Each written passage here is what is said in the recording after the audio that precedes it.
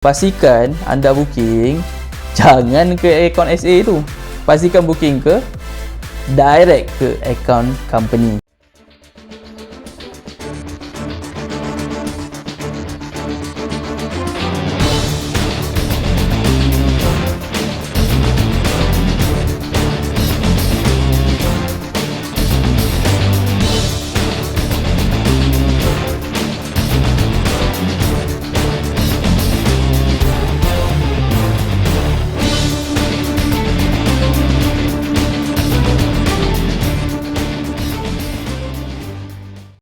Hai, Assalamualaikum. Bersama saya Hisham Happy Hamid di Kita Cuba. Jangan lupa untuk like, follow dan subscribe video saya ya. Banyak persoalan yang saya terima daripada pelanggan. Macam mana kita nak beli kereta baru, ada tak tips-tips yang menarik ke? Jadi sekarang ni saya dah buat kesimpulan yang saya rasa boleh membantu semua pelanggan ataupun SA sendiri. Saya akan sharekan kali ini 7 tips bagaimana untuk membeli kereta baru. Tips yang pertama ialah bajet bulanan. Bajet bulanan ni memang memainkan peranan yang sangat penting. Sebab apa? Bajet bulanan ni yang menentukan anda boleh hidup tak boleh hidup untuk bulan tu. Jadi bajet bulanan ni kalau contoh sebulan 500, anda cari sebulan 500 sesuai dengan gaji anda. Bermaksud kalau gaji anda 1,500, adakah sesuai bulanan kereta anda RM1,000? Memang tak sesuai kan? Anda fikir logik pun anda dah faham. Jadi kalau gaji RM2,000, berapakah bulanan yang sesuai untuk anda? Senang je, RM2,000 anda bagi kepada 3. Okey, jadi bagi kepada 3 anda dapat jawapan lebih kurang dalam mungkin dalam 600.5. Jadi maksimum untuk 600.5 sebulan sahaja yang anda layak. Tapi dengan syarat pastikan komitmen anda selepas tolak itu RM2,000 tu selepas tolak komitmen. Tapi kalau RM2,000 ada komitmen lain, contohnya komitmen lain personal loan sebulan 200, anda tolaklah 200, dapatlah 1,800, anda bagikan kepada 3, contohnya 600 sebulan. Okey, ini simple sajalah. Okey, kebanyakannya beli kereta kita mesti mengikut kita punya keperluan. Jangan ikut kehendak. Kehendak ni kita buang, ni kita buang, ni kehendak ni kita buang siap-siap. Jadi kita ambil dulu kita punya keperluan. Kalau gaji anda RM5,000, adakah sesuai untuk bulanan kereta anda RM1,000? InsyaAllah sesuai. Kalau contoh komitmen anda selepas tolak tu masih layak, tak ada masalah, memang sesuai. Jadi mesti beli kereta yang mampu anda bayar dan mampu anda milik. Dan anda beli kereta ni mesti anda ada tujuan. Senang je, nombor satu mesti keluarga. Mungkin keluarga anda dah ramai. Dulu anda single, sekarang anda double, lepas tu anda dah triple, maksudnya dah ada anak. Nombor satu, nombor dua, nombor tiga. Jadi anda perlukan kereta besar untuk anda bergerak. Okey, pastikan semua pengiraan semua betul untuk anda bayar bulan-bulan dan mampu. Seterusnya mungkin anda beli kereta ni atas tujuan lain. Mungkin anda nak beli kereta tu untuk mencari pendapatan sampingan. Anda nak buat Grab, anda nak hantar barang pos ke. Mungkin anda beli kereta ni untuk memudahkan anda bekerja. Okey, kadang-kadang kita bawa motor ni ialah risiko untuk kita kemalangan tu sangat tinggi lah. Jadi kita beli kereta ni supaya memudahkan kita untuk bergerak daripada satu tempat lain ke tempat yang lain. Jadi beli kereta ni untuk memudahkan diri sendiri untuk keselamatan lah.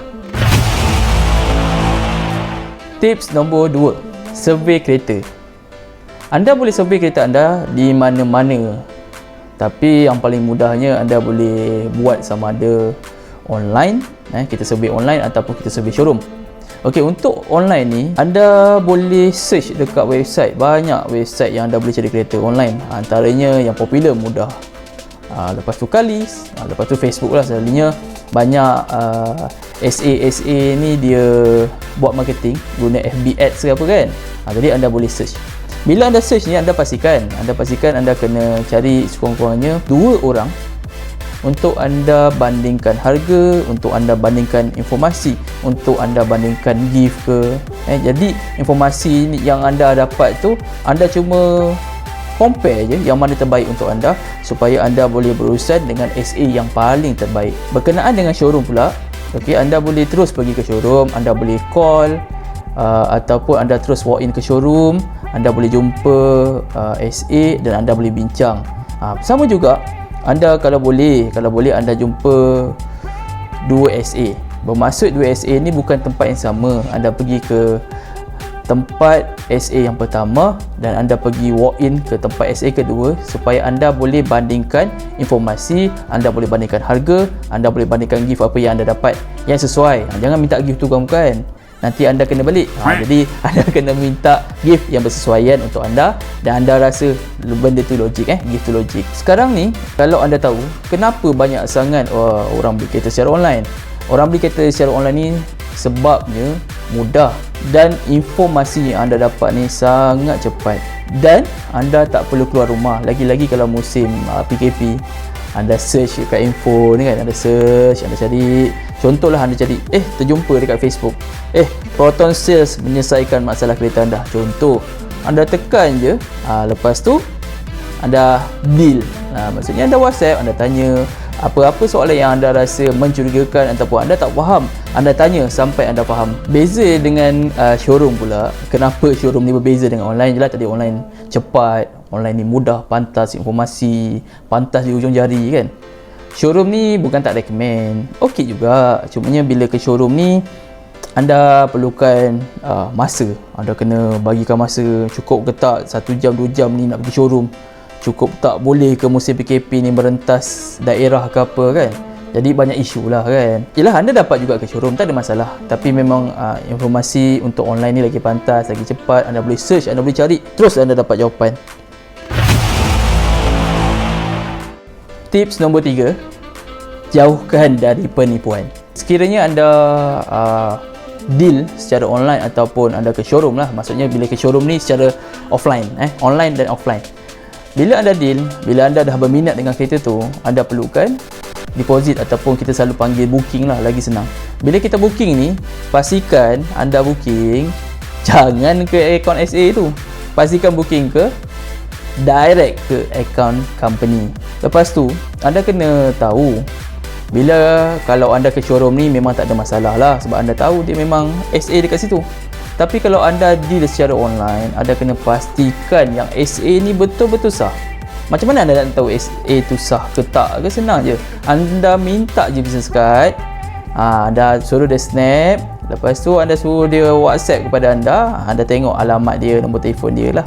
Jadi anda tahu benda tu betul ke tak betul. Bukan tak boleh kalau deal dengan broker.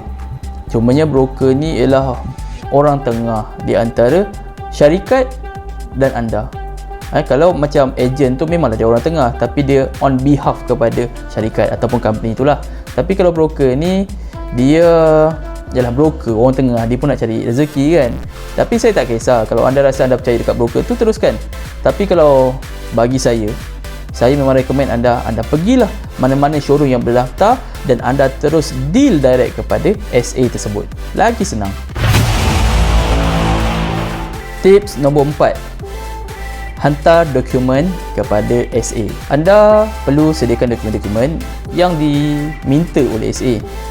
Contohnya IC, lesen, payslip, penyata bank. Anda kena sediakan satu persatu supaya dapat memudahkan untuk proses pinjaman loan nanti. Kalau anda tak berapa faham dokumen apa yang diperlukan, anda boleh tengok link sama ada di post saya Facebook ataupun di description untuk YouTube saya supaya anda lagi faham. Dekat situ saya kongsikan video apa dokumen yang diperlukan untuk buat pinjaman kereta. Selalunya proses pinjaman kereta ni mengambil masa lebih kurang 3 hingga 7 hari. Kadang-kadang kalau contoh dokumen anda tak ada masalah, memang sangat strong, sangat kuat, 1 hari pun boleh. Saya silap masuk pagi, petang pun tahu, tengah hari pun tahu. Jadi masa yang anda perlu tahu lebih kurang 3 hingga 7 hari.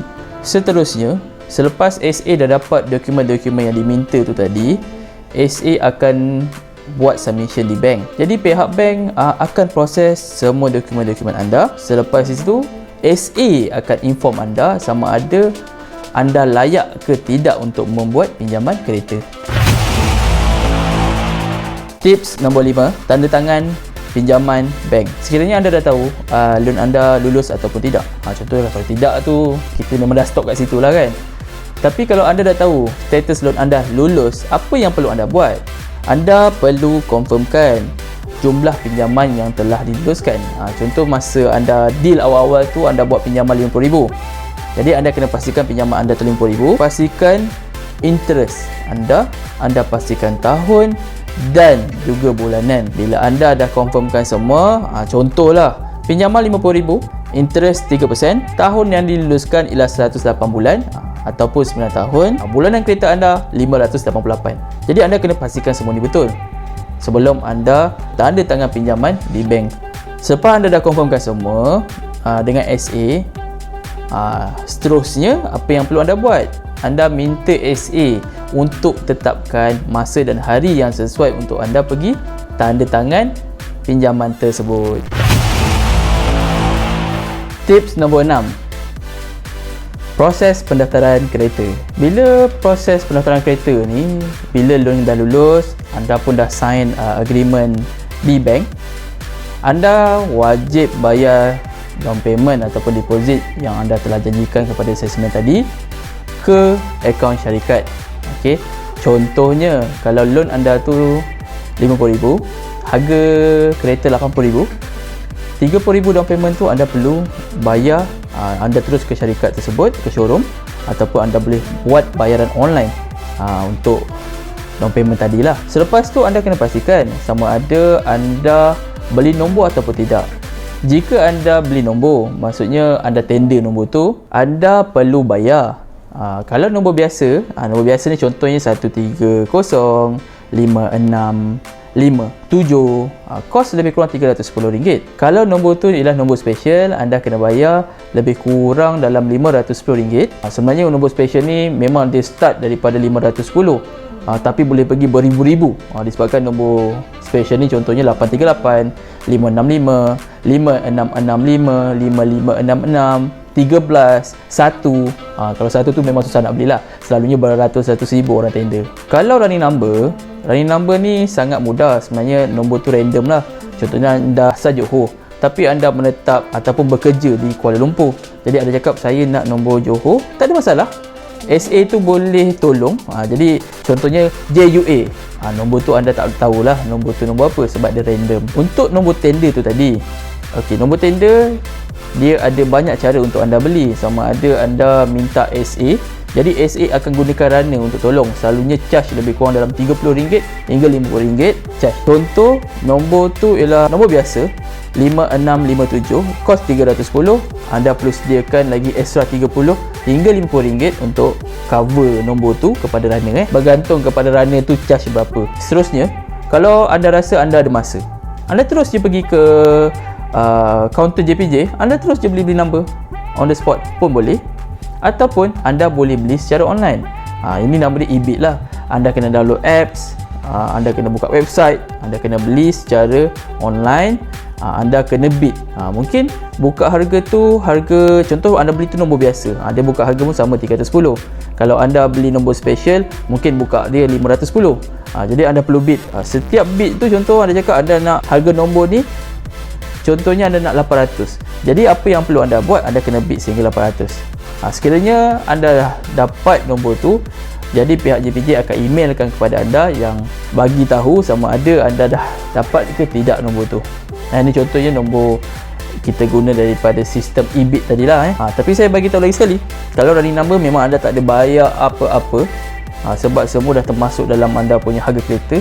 Jadi apa perlu anda buat, anda perlu confirmkan saya nak nombor Johor, saya nak nombor KL, running number, any number. So boleh buat pendaftaran. Seterusnya, anda kena tahu berapa lama kereta anda boleh dapat. Sama ada kereta anda ini ready stock ataupun kereta anda ini kena tunggu 3 bulan ke 2 bulan ke 4 bulan. Kalau ada, cepat-cepatlah boleh daftar. Tips nombor 7, proses penyerahan kereta. Masa kereta anda dah register, anda dah beli number lah, contohlah kan, dah sedia, dah daftar, SA mesti bagi tahu anda, okey encik, kereta anda telah didaftarkan, ini nombor platenya, okey ini geran, contoh kan. Jadi apa yang perlu anda buat? Anda kena pastikan perjanjian anda dengan SA. Contohnya SA cakap kami ada bagi free gift.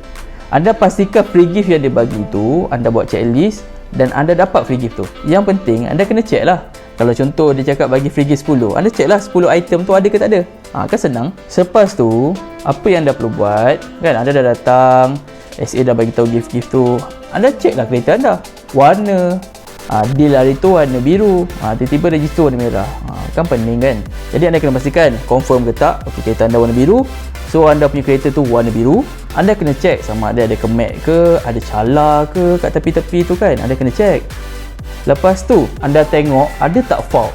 Fault ni misal katanya contoh radio tak boleh on, misal kata side mirror tak boleh tutup, misal kata benda elektronik ke, macam tu lah, ada efek ke. Anda kena pastikan semuanya baik dan tak ada kerosakan. Selepas anda dah puas hati dah, anda dah check kereta kan, anda dah tengok barang free gift cantik semua kan, anda dah tengok semua okey, apa yang perlu anda buat? Anda kena sign VDO. Apa itu VDO? VDO ialah Vehicle Delivery Order. Dekat Vehicle Delivery Order ni ada checklist. Checklist ni yang SA akan ceritakan, dia akan terangkan satu persatu. Selepas anda tengok kereta, anda pun rasa sesuai, anda pun rasa seronok, dah tak sabar tengok kereta tu, tak sabar nak bawa kan. Apa yang perlu anda buat? Anda kena sign VDO tu sama dengan tanda tangan perjanjian kereta. Maksudnya anda dah bersetuju. Jadi anda sign lah dekat situ tanda tangan lah. Ada punya sign tu, tanda je kat situ. Dan seterusnya apa pula? Dah sign VDO, dah confirm lah anda terima kereta tu. Dengan berbesar hati dan berbangganya anda ambil kunci kan, mestilah SA dah cerita kat anda semua kan. Anda ambil kunci, dah start kereta, enjoy. Lepas tu bayar bulan-bulan. Macam mana? Dengan 7 tips bagaimana membeli kereta baru. Saya cuba ringkaskan, sebab apa, mungkin kalau saya panjangkan video ni saya rasa mungkin 1 jam kot. Tapi saya cuba ringkaskan seringkas yang mungkin untuk memudahkan anda sebenarnya.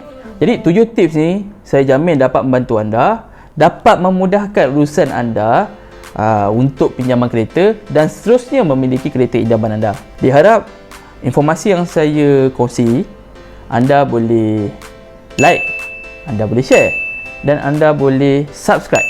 Okey? Lihat, dengar, kongsi. Kita cuba. Kita jumpa di video akan datang bersama saya. Okey, Assalamualaikum. Untuk nota tambahan, anda boleh ke link saya yang saya kongsikan di description ataupun post berkenaan cara kiraan down payment kereta dan juga cara kiraan bulanan kereta. Saya ada share dekat situ. Okey?